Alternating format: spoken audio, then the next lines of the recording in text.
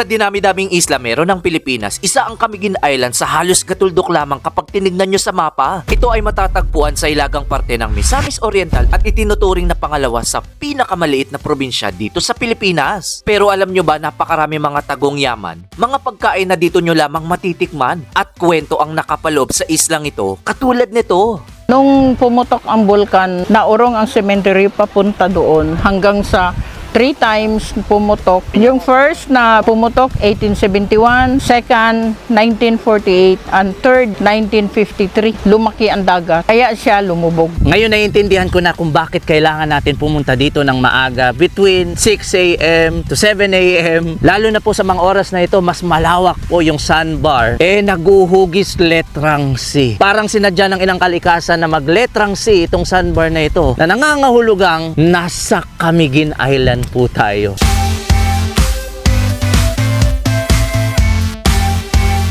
Kita nyo, ang taas talaga, 70 meters daw. Katulad nung sabi ni ma'am dito, ito yung pinakamataas na falls na makikita nyo sa buong isla. At dahil nandito po tayo sa isla ng Camiguin, hindi natin palalagpasing tumikim ng pinakasikat na tinapay na tinatawag na pastel. Since 1950s pa po, gumagawa na po sila ng pastil. At wala po kayong ibang paraan para matikman yung pinaka-original na pastil, kailangan nyo po mismong pumunta sa isla ng Camiguin.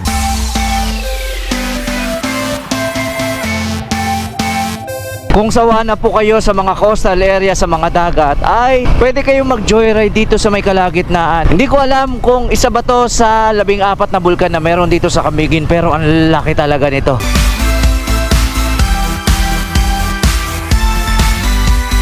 Kaya naman sa episode na ito ay halika at igagala ko kayo at ituturo ko kung paano makatawid at kung ano-ano mga pagkain ang dapat nyo matikman at kung anong mga tanawin ang inyong makikita sa islang merong 14 na bulkan. Kaya nga ito tinaguri ang The Island Born of Fire. Ano? Tara!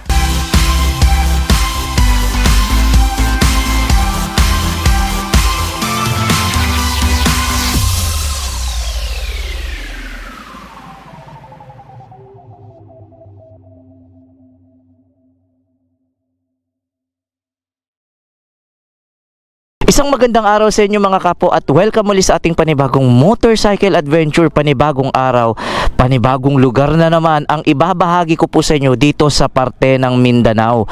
Halos ang dami talaga mga magagandang spot, mga road trips ang pwede nyong makita dito sa Land of Promise dito sa Mindanao.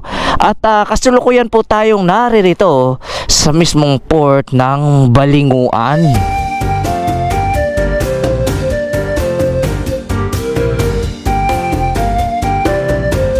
Medyo na late lamang po tayo ng simula dahil nagkaroon tayo ng konting aberya dahil nung nandun tayo sa may Salay sa gas station, naputol po yung susian dahil matigas po itong gas fuel tank natin yung susian, kaya nabali yung susi, kaya ginawa na lamang po natin ng paraan at sinubukang isalpak yung kaputol sa mismong ignition, kaya nakarating po tayo sa mismong CDO at doon ni-repair yung yung susian ng tangke natin at ginawan tayo ng mga reserba. Kung sakali mangyari din po sa inyo, wag naman sana yung nangyari sa akin na maputulan kayo ng susi habang nasa biyahe at malapit po kayo sa may Cagayan de Oro, ay pwede nyo pong may consider yung master key ni Tatay Francing. At dahil nakapagpaayos na tayo, kahit medyo na late na tayo, pasado mag-alas 3 na po ng hapon, ay hindi pa po tapos yung araw. Kahit nagkaroon tayo ng aberya, ipagpapatuloy pa rin po natin itong ating biyahe. At mula po dito sa may Port of Balinguan, tara samahan nyo ako dahil mula po dito tatawid po tayo pa isla ng Camiguin. At para po umpisahan natin itong ating masayang paglalakbay patungo sa isla ng Camiguin, ano pang hinihintay natin? Let's go!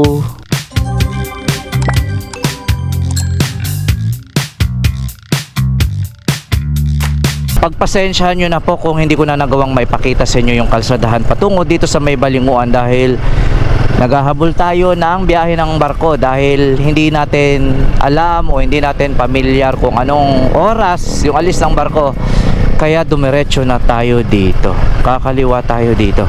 San ba? Light vehicles for Camiguin dito. Ito yung magiging landmark ninyo sa may Cebuana Luwiller. Meron dito, Super Shuttle Ferry. Ito, tingnan nga natin to.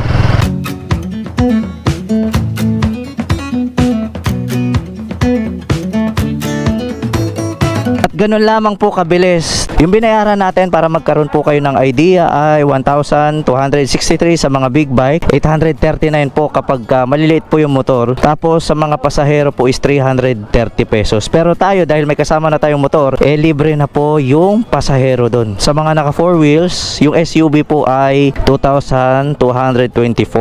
Tapos may binayaran din po tayong arastre na 65. So ang galing dahil hindi na natin kailangan magpatatak ng Coast Guard para magkaroon na din kayo ng idea ng oras ng alis ng barko ng Super Shuttle, ay tignan nyo na lamang po yung magpa-flash sa inyong screen. Ayan po yung as of April 2026, yan po yung schedule nila.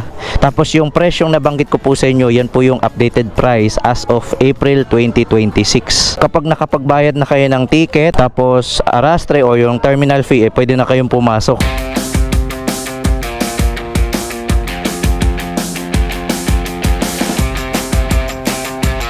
At dahil nakakuha na tayo ng ticket, pwede na daw tayo pumasok. Hello po. Ay, hello po. Ang gandang hapon. Magandang hapon. Ay, ito. Tayo. Para maano kami sa vlog mo. Saka makapalo kami kung hindi pa kami nakapalo. Nakapalo po kayo? Sakto, wala dito. Kakarating natin. Ano pong pangalan nyo? Ayan, kaway po kayo sa camera, oh. Open po. Ayan, mga taga dito sa port ng Balinguan. Ay, si sir, hello po. Ay, gano'n po ba? Sige sir, sakto pala pagkarating ko. Buti nakilala nyo ako, sir. Ito po, sticker, sir. Nabigyan ko na po ba lahat? Napo nga, tama. Ay, sakto po. Ayan, thank you po. Naka-open po yung camera, oh. Sige po. Salamat po sa inyo. Ano oras po yung loading na to? Pwede na pong pumasok? Sige po, salamat. Nakakatuwa naman. Thank you po, thank you. Thank you. Dito po ba? Ito. Nakakatuwa dahil kita nyo naman pagkapasok. Ay, hello po. Ito po, sir. Shuttle ferry, sir. Opo. Pwede na po? Pwede na pong pumasok, sir? Thank you. Pwede na daw tayo pumasok. At ito yung sasakyan natin ng Super Shuttle Ferry. Papunta po ng Camiguin. Ayan lamang po yung Camiguin. Yung nakikita nyo yan. Pero tayo, pasok na daw tayo. Alright. Tawid dagat na naman. Ulit. Tapos dito tayo. Dahil nandito na tayo sa loob ng barko, ay tignan natin yung accommodation nila.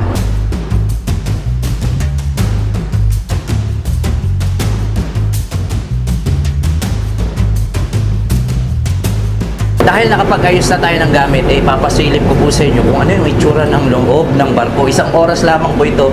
Pwede kayong mamili kung aircon na tourist. 1 hour lang naman to. Ngayon kung ayaw nyo naman ng aircon at gusto nyo ng sariwang hangin, may open air naman po dito. Dahil isang oras lamang po yung biyahe patawid ng Camiguin. Ayun lamang po. Yun lamang yung Camiguin. Nga pala kung sakaling nagbabalak din kayo pumunta dito sa Camiguin, yung pinakamabilis na ruta, sumakay po kayo ng eroplano papunta po ng Cagayan de Oro at mag-land travel po kayo ng 2 oras papunta po dito sa port ng Balinguan. At mula po dito, ito yung magiging jump off papunta sa isla na pakay natin.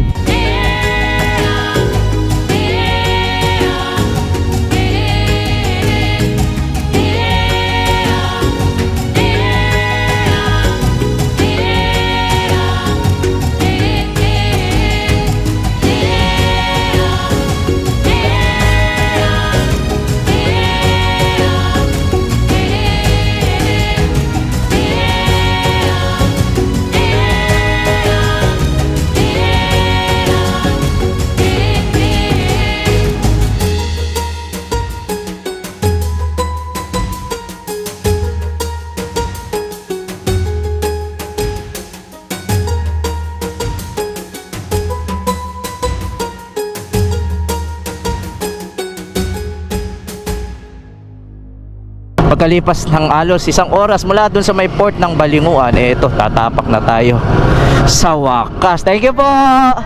Eto, sa wakas narating na natin itong isla ng Camiguin.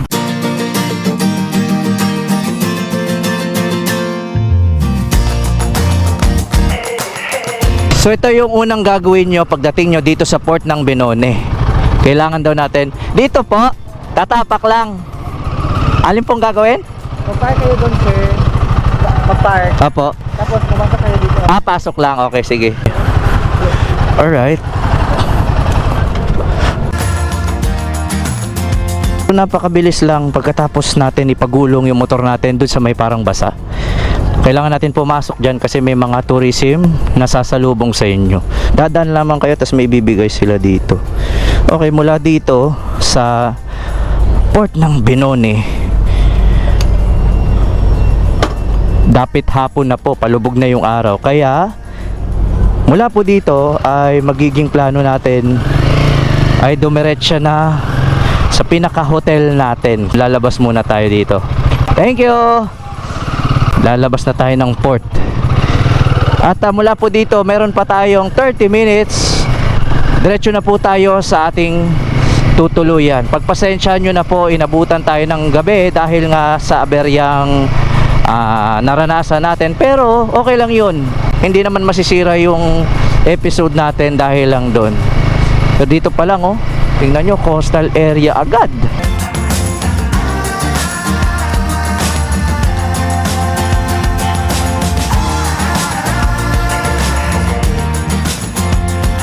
Bukas ko na po ipapakita yung pinakakabuuan ng isla. Dediretso na po tayo sa ating tutulugan.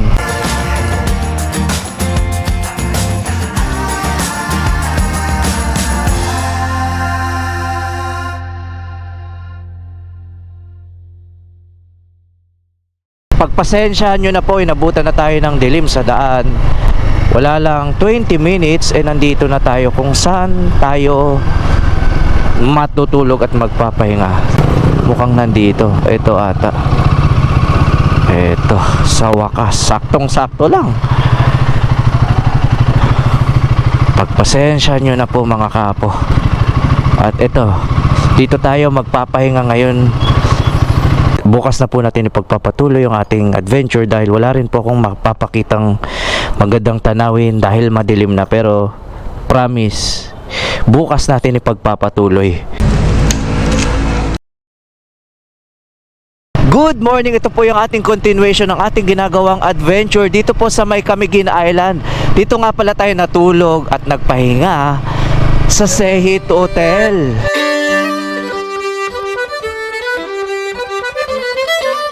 Para magkaroon kayo ng ideya kung ng itsura ng kwartong tinulugan natin, pues ipapasilip ko po sa inyo yung kwartong kinuha natin. Ito po, pagpasensya nyo na po dahil may mga gamit. Pagpasok, may kama agad, may maliit na table, may upuan. Tapos may smart TV po kung sakaling manonood kayo ng mga episode natin habang nakastay kayo dito sa Bay Camiguin. Meron naman po silang smart TV, may aircon, tapos ito agad yung CR.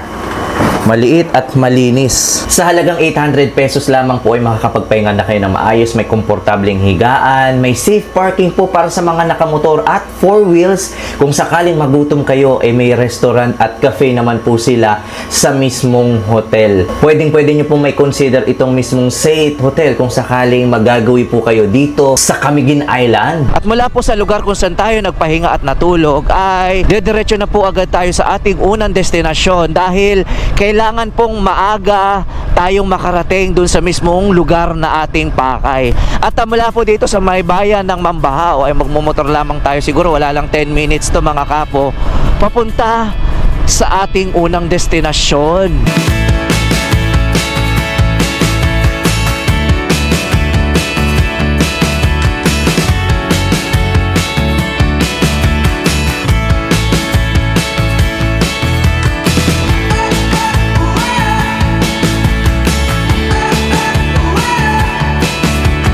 Hindi po kayo mahihirapang mag-ikot-ikot dito sa Camiguin Island dahil napakalawak po ng kalsadahan nila at wala lang po 10 minuto mula dun sa mismong tinuluyan natin. Ito po yung magiging landmark ninyo. May karatula naman po dyan sa may checkpoint. This way to White Island. O sakali naman wala po kayong dalang motor, marami po mga tricycle kayong pwedeng sakyan. Yun yung isa sa mga modes of transportation nila dito. Meron din naman ako nakikitang multicab, pero pinakamadali po talaga ay yung tricycle. Mamaya itatanong natin kung magkano yung mga pamasahe. Pagpasensyahan nyo na po kung dumiretso na po agad tayo, dahil mas maganda po kasi daw puntahan itong isla na ito kapag early morning, kaya hindi na tayo nagpatumpik-tumpik pa. Wala na tayong sinayang na oras, kaya dumiretso na tayo. Kita nyo, mula dito makikita na natin yung isla. At ito na ata mga kapo, nandito na tayo. Ang dami mga turista, o kita nyo yan. So maghahanap tayo ng parking area. At nandito na tayo sa parking area. Tara, tingnan natin kung magkano yung magagastos natin.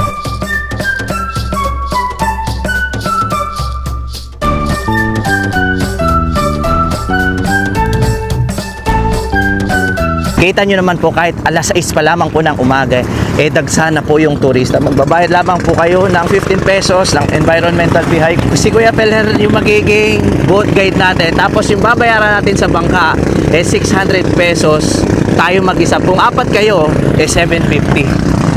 Tara!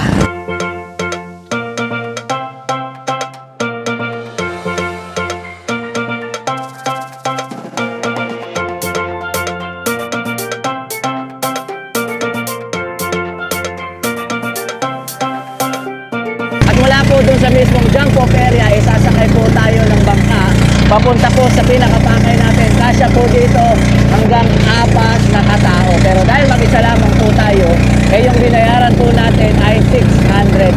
Lahat-lahat na po yun. Tapos wala lang pong 5 minutes, ayun, tapat na tapat lamang.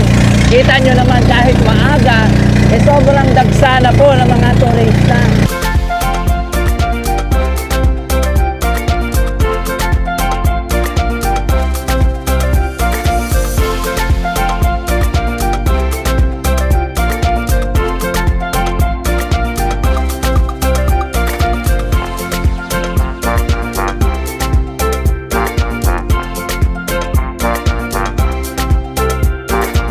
At ganun-ganun lamang po, pagkatapos ng halos wala lang 5 minuto, tatapak na tayo sa pinakasikat na isla dito sa Camiguin Island.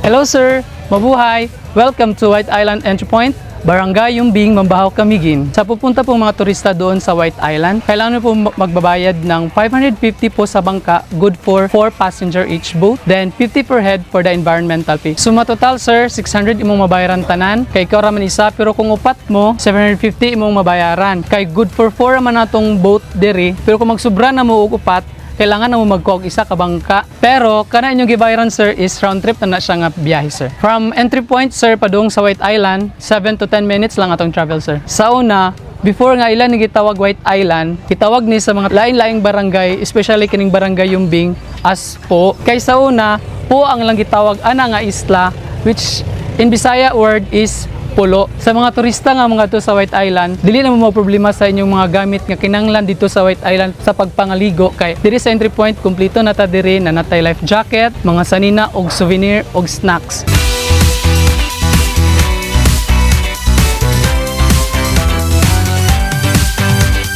Pagkatapak natin, sun check agad tayo. Tignan natin yung buhangin. Ayan, may mga corals sila dito. May mga butil-butil ng corals, puti din po. Grabe, tignan nyo yung mga dagsanang turista. Mula doon, paikot na yan. Sobrang dami na po, kahit anong oras pa lamang po, 6 o'clock.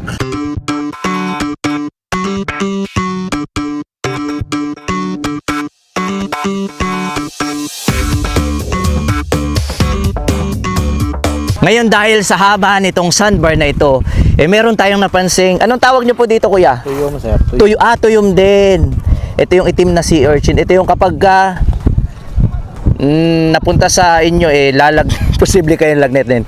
Magkano po yung ganito nyo kuya?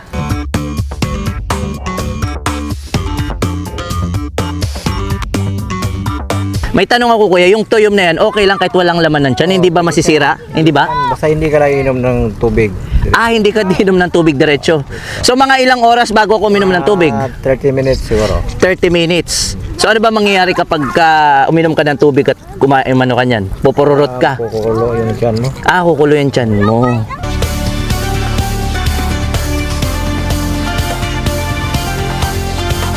Ano po lasa?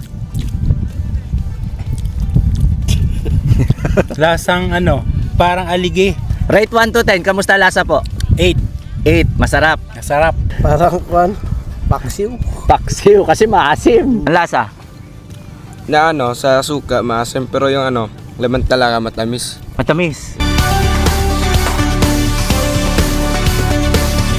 At dahil first time po natin dito sa may Camiguin Island at meron pong tuyom, ito yung first time kong titikim ng tuyom. Nakatikim na tayo ng mga swaki sa Sulu, Tawi-Tawi.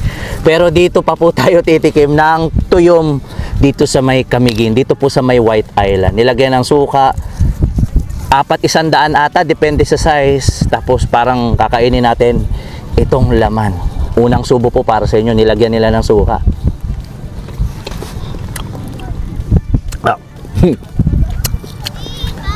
Paano ba? Paano ko ba i-explain? Una yung malalasahan yung suka. Tapos yung tuyom, para siyang alige. Pero malalasahan mo din yung lasang dagat. Pwede naman daw kumain ito kahit walang laman tiyan. Basta wag lamang daw po iinom direkta ng tubig. Mga 30 minutes. First time ko to mga kapo. Kung sakaling mapupunta kayo dito sa may Camiguin, pwede nyo ma-experience itong tuyom, itong pagtikim ng tuyom.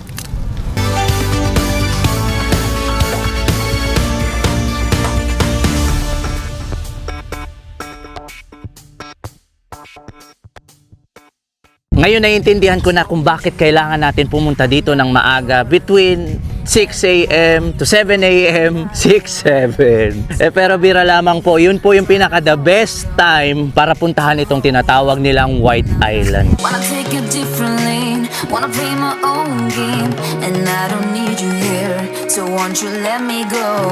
Wanna take this ball and chain that you have put on me and throw it out the window. I think that you should. Kapansin-pansin po na dito sa mismong dulong parte ng isla, mas pumino na po yung buhangin. Ayan, kita nyo yung buhangin na yan. Wala po kayong ibang gagawin dito kundi mag-swimming. Kung medyo naiinitan naman kayo, pwede kayong magrenta ng mga payong. 250 pesos ata yung colorful na payong para hindi kayo mainitan habang naliligo po kayo dito dahil wala kayong ibang gagawin dito kundi magbanding, magpapamilya, mag-selfie, mag-swimming po. Malinis po yung dagat nila dito.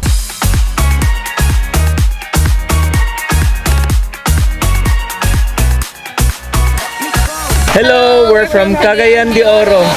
First time nyo po dito, sir? First time po ako. Unsay word nga imong ma-describe diri sa White Island? Blessing. Amazing! Dugay po namo ni nga gusto nga ato na nga lugar ang Camiguin, and then grateful po kami nga nakaani po pud mi kay kapila na pud ko na napalaw pud sa na-postpone. Amazing gid kayo, and like the word I said earlier, blessing since I get to spend this with my family and then with my wife's family as well. Sa tanang mga tao nga gusto mo ani sa Camiguin, akong isa ra gyud maingon is wag niyo palalampasin. Gabi gid kay katsada ang island. You know, kung gusto mo mo to Camiguin, now is the best time gid. Let go, 'cause you know this is not meant to be. Let go. Maybe I should have known that you are not the wrong for me. Let go. Kaya naman pala marami nagsasabi sa akin na kailangan kong puntahan ito ng maaga. Kaya naman pala, hindi na ako magtataka. At kapansin-pansin nung pinaliparan natin ng drone, itong mismong sandbar na kinalalagyan natin na may tinatayang 700 meters po in total length. Lalo na po sa mga oras na ito, mas malawak po yung sandbar. Naguhugis letrang C. Parang sinadya ng ilang kalikasan na magletrang C itong sandbar na ito na nangangahulugang nasa Camiguin Island po tayo. Kaya kung sakali mapupunta po kayo dito sa isla ng Camiguin, isa po ito sa mga dapat nyong puntahan. Ito yung isa sa mga una nyong dapat puntahan early in the morning, 6-7, yun po yung magiging pattern ninyo. Tapos mag-anlilublob na po kayo dito. Kung gusto nyo magpaitim, magpatan, ito yung lugar para mag-swimming at mag-bonding kasama yung buong pamilya.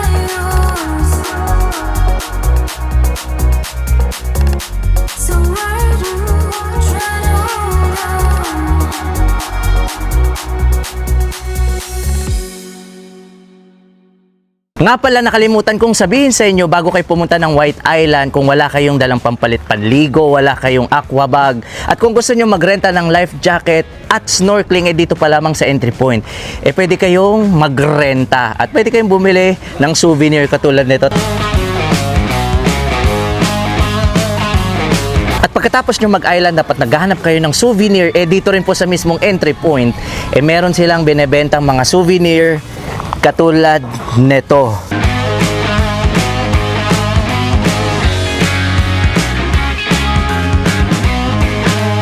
At kung sakaling magutom po kayo galing sa White Island, pwede kayong mag-food trip at titikim tayo na tinatawag nilang kiping.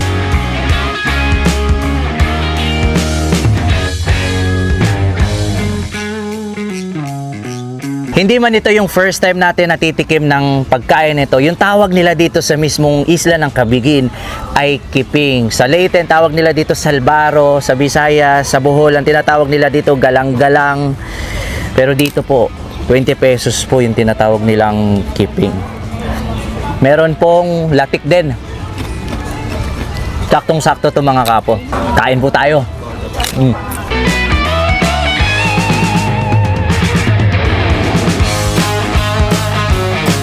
Bukod sa keeping, pwede kayong mag-food trip ng bibingka. 15 pesos po ito. Pero yung titikman natin, ito. Meron din ditong, ito, tingnan nyo tong empanada.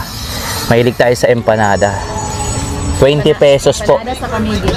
Empanada sa Camiguin daw. 20 pesos. Kain po tayo. Gulay yung laman. May sayote, may carrots, itlog. 20 pesos to kung sakaling nagutom kayo. Kakaligo dun sa White Island, pwede po kayong mag-food trip. Marami kayong pagpipilian.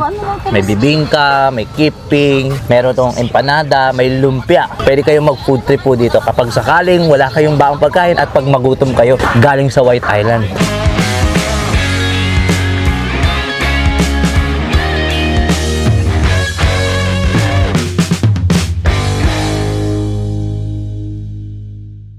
At matapos lamang po ng wala ng 5 minuto mula po sa mismong White Island ay nakabalik na po tayo sa pinaka-town proper ng Mambahaw. Meron po tayong sasadyain dito dahil marahil alam nyo po na hindi lamang po sa Luneta Park ang may kilometer zero. At mapalad po tayo na dito po sa isla ng Camiguin meron po tayong matatagpuang kilometer marker. At ayan po yun mga kapo. Marahil konti lamang po ang nakakaalam na dito sa mismong Camiguin Island meron pong kilometer zero. At yung isa sa hinahanap natin ito pong mismong kinalalagyan natin. Meron pong kilometer zero dito po sa isla ng Camiguin. Ibig sabihin po, itong mismong kinalalagyan ng marker na ito na tinatawag na kilometer zero, yung pinaka-center point sa buong isla. Sa mga hindi po nakakaalam, napakahalagang papel po ng ginagampanan ng marker na ito. Para kahit wala kayong Google Maps, kahit wala kayong online maps, alam nyo po kung paano mag-navigate. Katulad nito. Ibig sabihin po ng nasa taas na yan ay K, ibig sabihin kilometer zero na po. Ito po yung kilometer zero. At ito pong C na nasa taas, yung initial, mula po dito, yun po yung magiging initial na susunod na bayan ng Katarman ata kung hindi ako nagkakamali. At mula po dito sa mismong kilometer marker ay 24 kilometers po yung layo. Ganito po magbasa ng kilometer marker. At pag tinignan nyo naman po sa kabila, nag-iiba naman po yung initial, letter M po, 14. Ibig sabihin mula po dito yung susunod na bayan ay M. Mambahaw ata yan, 14 kilometer. Napakadali lamang pong unawain at kung paano basahin itong mismong kilometer marker. At mapalad po tayo na meron pong kilometer zero. Hindi lamang po sa Luneta Park, merong kilometer zero marker. Nasa gilid lamang po ito ng San Nicolas Tolentino Parish Church, itong mismong kilometer zero. Papalipad sana tayo dito sa mismong town proper ng Mambahaw, kaso nga lang may malapit pong airport. So ibig sabihin, pag malapit na airport, bawal pong magpalipad. Pero dito po sa Camiguin, ayan, meron po ditong Jollibee.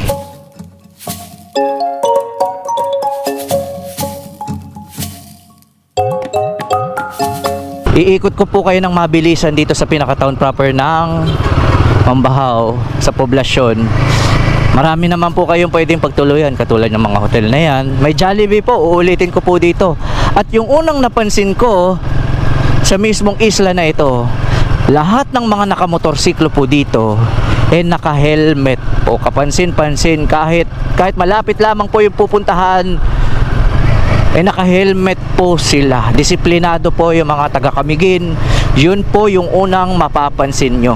Kahit maliit na isla po itong mismong kinalalagyan natin, alam po ng mga taga-Camiguin kung gaano ka-importante. Katulad yan, naka-helmet talaga sila lahat. Alam nila yung importansya ng helmet. Lagi po silang naka-helmet, yung tipong kahit bibili lang ng tinapay, kahit nakachinela sila, pero pansin nyo po, helmet lahat sila. Ayan, meron pong video dito. Ikot tayo dito para mapakita ko sa inyo yung pinaka-town proper or yung poblasyon. Ito yung itsura nila.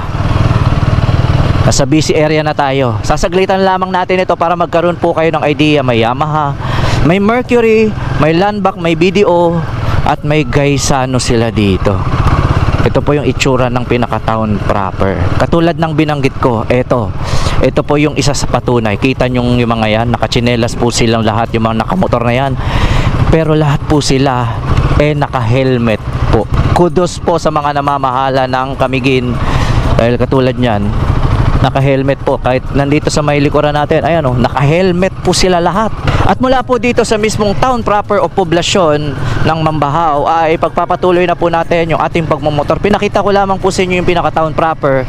Magmumotor pa po tayo ng kulang-kulang 20 minutes or kulang-kulang 10 kilometers papunta sa ating susunod na destinasyon.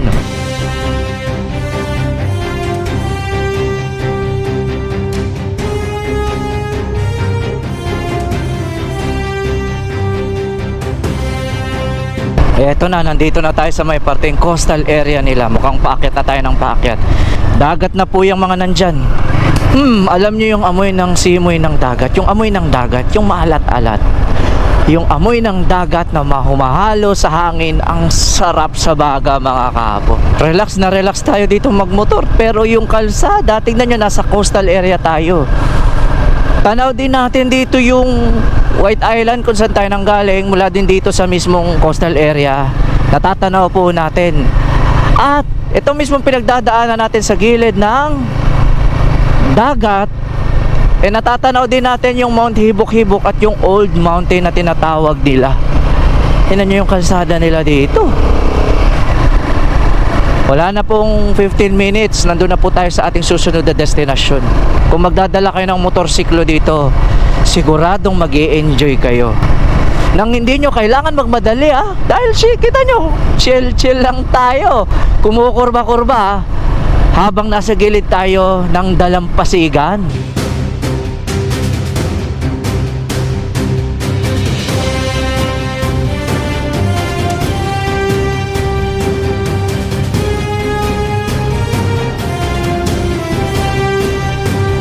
In 200 meters po, nandito na tayo.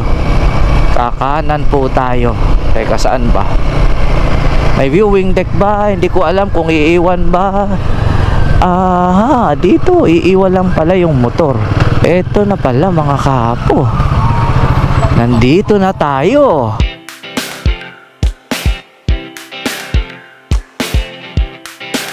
Mabuhay! Welcome to Sunken Cemetery in Bunbun, Catarman, Camiguin Province. Dito sa Sunken Cemetery, walang entrance fee, pero mayroon tayong bayad sa snorkeling at saka sa boating. Snorkeling po, 175, 100 for the environmental pay and 75 pesos for the guide. While in boating, 150 and maximum of 4 passengers. Ang bangka, sasakay ang pasahero natin na 4, papunta doon sa White Cross. Then yung bangkero, yun na yun ang picture tricks doon sa ating guests o visitors doon sa White Cross. Ang snorkeling natin dito, sir, 45 minutes to 1 hour. If the guest gusto pang umikot ulit going to the Old Cross, pwede po sila.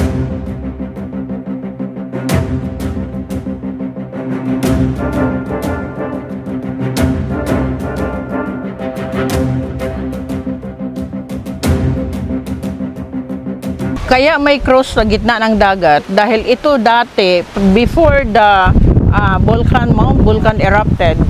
Itong area na to ay libingan noon, panahon ng Spanish.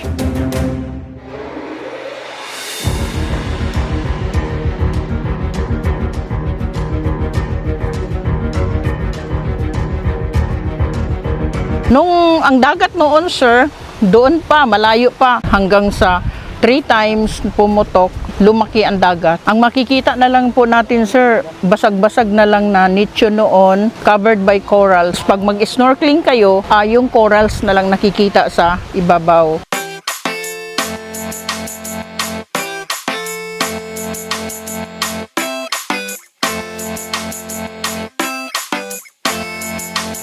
Sa mga turistang pupunta dito sa Sunken Cemetery, kung hindi kayo mag-snorkeling o sasakay ng bangka patungo sa cruise, ay libre lang ang mag-selfie sa view deck nila. Merong mga locals na handa mag-picture sa inyo, kayo nang bahala kung magkano ang ibibigay ninyo. Don't worry, alam nila yung best tricks at best posing para may pang-remembrance kayo o pang-upload sa inyong mga social media.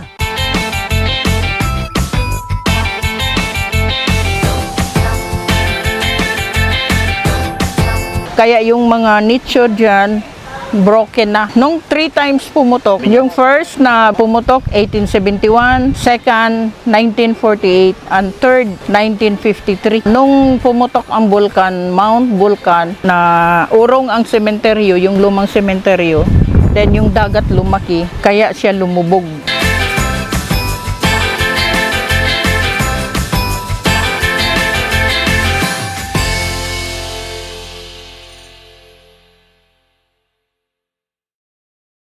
Magbabaka sakali tayo dahil meron akong naririnig na isang putahe na dito lang daw natin makakain.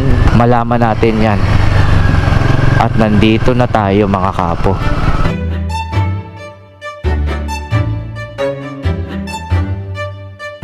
Doon pa lamang sa Sunken Cemetery, marami na po nagsasabi sa akin na kailangan natin matikman itong surol.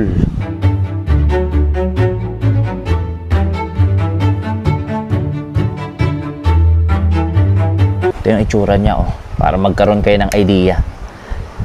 Ginataan, tapos native daw. Ngayon, dahil wala pa tayong kinakain, syempre sinadya talaga natin na ito yung mismong tikman. Dahil bukod sa mga magagandang lugar, yung bawat lugar na binibisita natin ay may trademark na pagkain, at ito po yung surol. Para magkaroon tayo ng idea, itikman muna natin yung sabaw niya.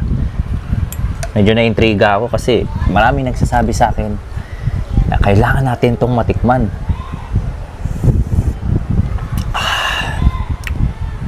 Uy, gata. Gata pala siya. At itong unang subo po ng surol, parang ginataan na manok, yung unang subo po para po sa inyo. Sa mga taong mahilig kumain sa gata, na-enjoy nyo to. Ito yung isa sa mga pagkain na kailangan yung tikman kapag nagawi kayo dito sa may Camiguin Island.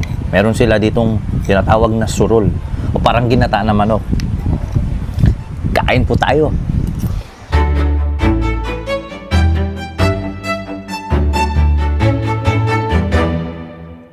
Pagkatapos po natin kumain ng mabilisan, grabe yung surol na yun. Yun yung unang pagkain na natikman natin na talagang nabusog ako ng sobra. Sobrang sarap ng gata. At mula po doon sa kinainan natin ay pagpapatuloy na po natin yung ating pagmumotor. Wala lang pong 5 minutes. 3 kilometers lamang po ito. Malapit lamang po yung ating susunod na destinasyon. Nandito sa may unahan, mga kapo. Tara, samahan nyo ako.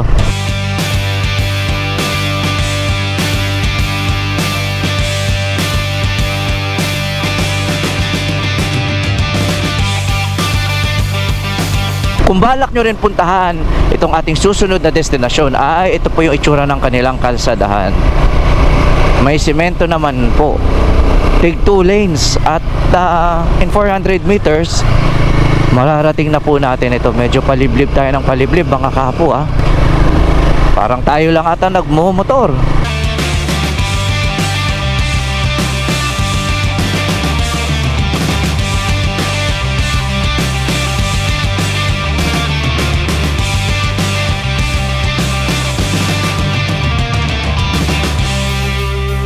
At wala lang pong halos 10 minuto, mukhang narating na ata natin mga kapo. Nandito na tayo. Saktong sakto. Ito na yung pakay natin.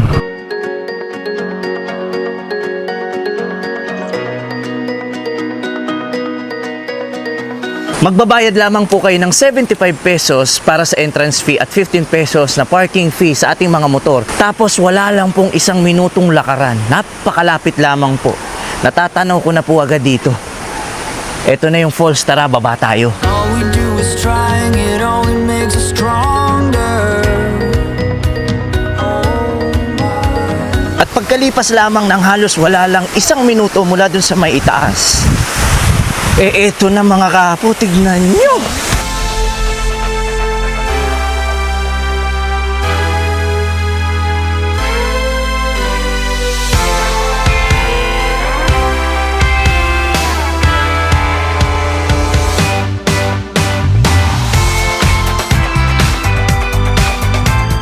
Mabuhay! Welcome to Katibawasan Falls, located at Pandan, Bahaw, Camiguin. Yung entrance fee po namin, yung regular is 75. Yung discounted po, yung senior and student, kids is 60 po. Nagbubukas po kami, sir, regular hour namin is 8 a.m. till 5 p.m. po. Yung pwede at hindi pwedeng gawin sa falls, sirs, yung pwede is pwede pong mag-swimwear. Yung hindi po pwede is yung smoking and drinking, alcoholic drinks. Meron kaming cottage po dito sa itaas, 150, and then sa baba po meron kaming table, 100, and meron po kaming available free wifi for all. Pwede po silang kumain, magpapamilya, pero bawal po silang uminom ng alcoholic drinks po.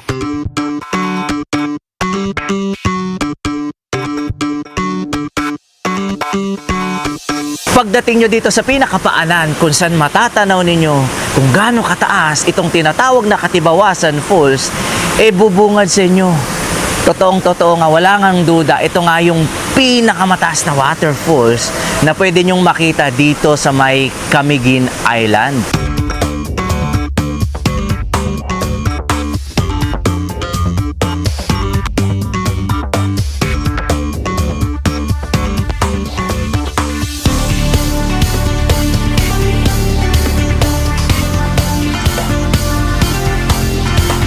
Gitawag siya og Katibawasan, sir, is based in the history. There is a couple like si Kati and Bawa. Ang girl is si Kati and Bawa is a boy. Unya nagkuan sila, sir, kana nag-run bito sila sa lang parents. Unya gipili nila yung love to each other. That's why they've been here together. So ang kaning nice stone diri sa Katibawasan, sir, nga nang 2 faces like a girl and a boy.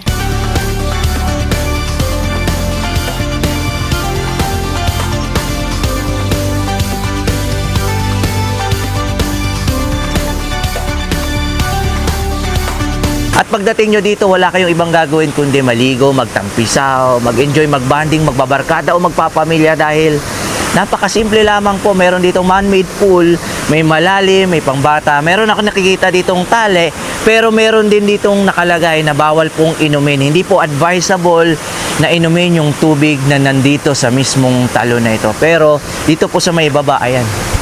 Kita nyo, ang taas talaga, 70 meters daw. Katulad ng sabi ni ma'am dito, ito yung pinakamataas na falls na makikita nyo sa buong isla.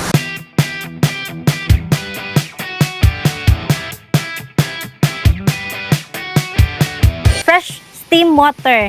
But basically, ang ihang basin is man-made, which ang nasa pool structure mo na siya ang man-made nga. Yung kataas po ng falls, sir, is in feet 256, tapos in meters 70 meters cascading na po. That's why ang Katibawasan Falls is tinatawag na pinakamataas na falls sa Camiguin. After nyo po mag-swimming, pwede po kayong bumili sa labas. Meron pong available na souvenirs like keeping and then souvenirs. Maraming t-shirt na printed with Camiguin para po meron kayong souvenirs sa Camiguin.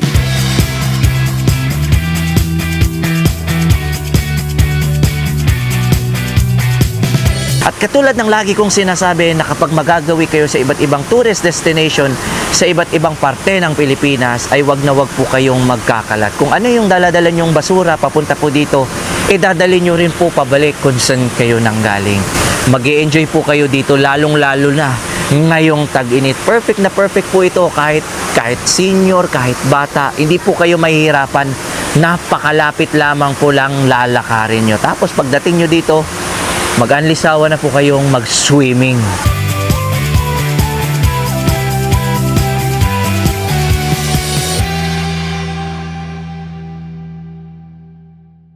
Kung sawa na po kayo sa mga coastal area, sa mga dagat, ay pwede kayong mag-joyride dito sa may kalagitnaan. Hanapin nyo na lamang po yung Itum Road. At ito, meron tayong nakikita. Laki ng ewan ko kung, hindi ko alam kung isa ba to sa 14 na bulkan na meron dito sa Camiguin, pero ang laki talaga nito.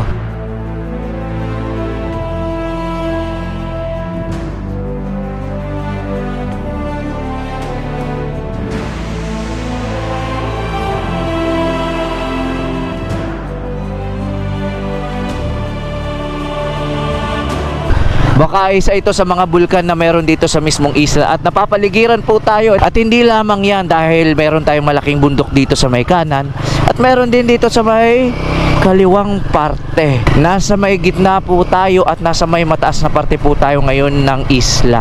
Mukhang nasa protected area ata tayo ng Mount Hibok-Hibok kung hindi ako nagkakamali, kasi kung ikukumpara natin yung elevation natin kanina, mataas na po talaga tayo. At yung pinakamataas na bundok dito sa mismong isla, itong mismong Mount Hibok-Hibok. Kaya posible rin po na yung pinakamataas na kalsada ay nandito rin po sa mismong ruta na kinalalagyan natin. Mataas tong kinalalagyan natin mga kapo, hindi may kakaila.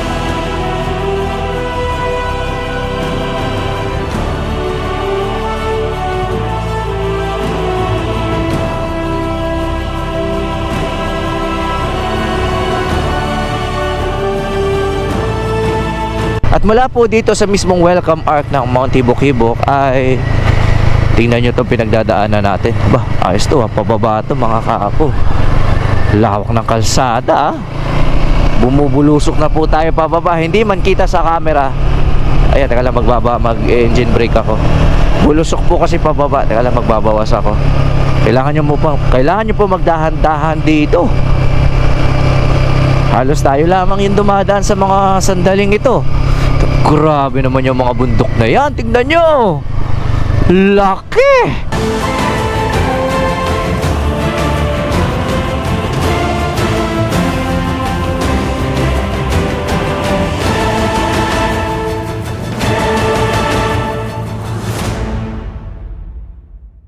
Pagkatapos natin dun sa mga kabundukan sa may Itum Road ay narating na po natin itong kalupaan, parte ng Katarman Camiguin. Nandito tayo sa may poblasyon at napakaliwalas pa rin po ng kanilang kalsada. Nasa kalupaan na po tayo at nandito sa mismong kanang parte natin ay dalampasigan na po.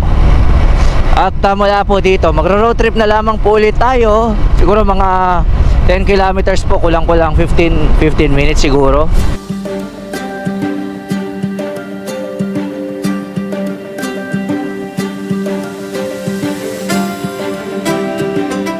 Meron akong nadaanan kanina. Tingnan nyo to. Hindi naman tayo nagmamadali. May sasaglitan at may papakita ko sa inyo. Sa gilid lamang ng pinaka main highway. Ayan o. May tubod. May naliligo. Ayun si kuya. Lupit. May entrance fee dito po? Wala. Ang galing. Ano siya, mainit? Malamig? Malamig. Gano'ng kalalim yung lalim? Pinakamalalim? At tingnan nyo, meron tayo nakitang tubod. Libreng-libre lamang po, nasa gilid lamang ng kalsada. So sakaling mahilig kayo sa ganitong tripping, may tupod dito. Ayos. Sige, thank you. Ayan o, ang galing. Saktong-sakto lang yun para pampawi ng init, lalong-lalo na ngayong summer. Meron ditong papasok. Hindi natin alam kung ano ba meron dito. Meron papasok. May semento naman po. Silipin lang natin saglit. Wow, tingnan nyo, mukhang papunta tayo sa dulo. We are now approaching. Ayun, tignan nyo to. Meron tayong nakitang parola.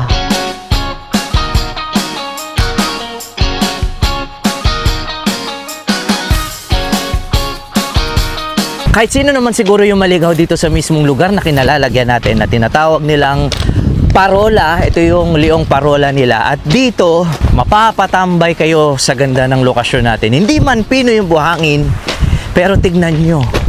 Pebble Beach po at tignan nyo kung ano yung kulay ng dagat na meron sila dito.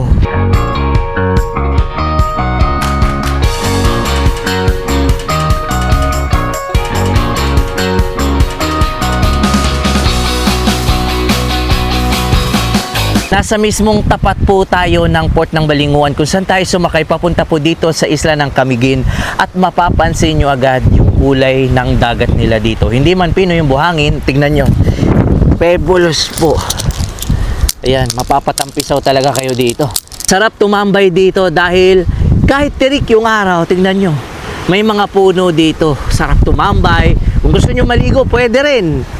Hindi nyo kailangan magbayad kahit piso.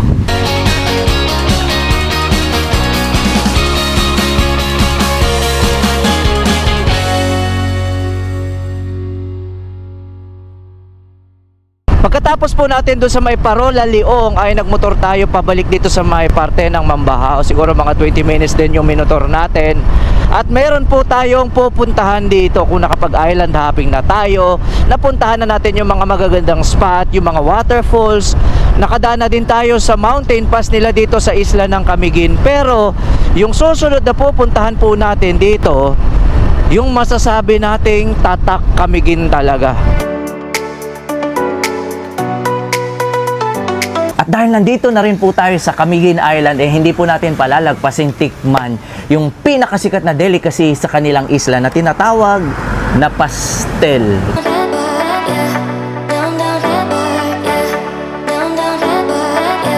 Since 1950s pa po, gumagawa na po sila ng pastil. 280 pesos po per box. Right after ng pagputok ng Mount Hibok-Hibok noong 1952, gumagawa na po sila ng pastil. Na-retain po nila yung original na recipe para magkaroon kayo ng idea. Yung lasa niya, kung ikukumpara natin dun sa isang brand ng pastil, sobrang lambot po ng tinapay. Hindi nyo po maikakaila na sobrang lambot ng tinapay. Tapos yung feeling niya sa loob, hindi po nakakaumay sa tamis. The best po ipares ito sa sikwati, lalong-lalo na po sa kape. At wala po kayong ibang paraan para matikman yung pinaka-original na pastil dito sa isla ng Camiguin, kailangan nyo po mismong pumunta sa mismong Barangay Tupsan at hanapin nyo po itong Sweet Island Pastil. Sila po yung unang gumawa ng pastil sa buong isla at kailangan nyo itong matikman kung nandito po kayo sa isla ng Camiguin.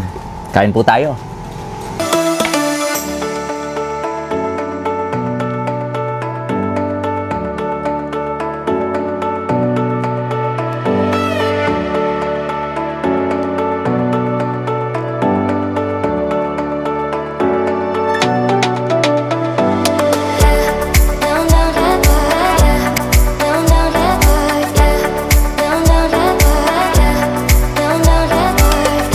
Naway nagustuhan nyo po yung ating masayang paglalakbay paikot po ng Camiguin Island. Baka meron po kayong alam na magandang lugar dyan po sa inyo na pwedeng makipagsabayan sa mga sikat na tourist destination, ay baka pwede nyo po akong i-message sa ating Facebook page at susubukan natin itong puntahan sa abot ng ating makakaya. At kung mahilig po kayo sa mga ganitong klaseng travel adventure, ay baka naman po pwede ako makahingi ng isang subscribe mula po sa inyo para lagi na din po kayong updated kapag nag-post ako ng mga panibagong adventure dito sa YouTube. At katulad pa rin po ng dati, hindi pa po dito nagtatapos dahil marami pa po tayong mga pupuntahang mga malalayong lugar at tagong paraiso dito sa Pilipinas.